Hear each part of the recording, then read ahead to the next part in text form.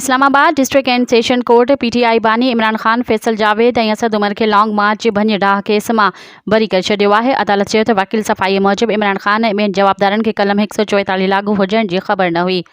Additional district magistrate कलम 144 जो notification जारी न कयो हो। पीटीआई बानी ऐं ॿियनि खां सियासी इंतकाम वठण जे लाइ केस दाख़िल कयो वियो।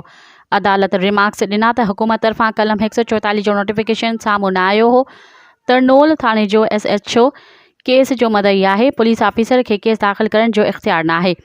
11 गवाह चालान में शामिल हुआ, जिन मां हिकु बि गवाह बयान रिकॉर्ड कराइण जे लाइ अदालत में न आयो। मज़ीद ख़बरनि ऐं तफ़सीलात लाइ विज़िट कयो असांजी वेबसाइट www.awamiNewsHD.com ऐं ॾिसंदा रहो अवामी न्यूज़ HD।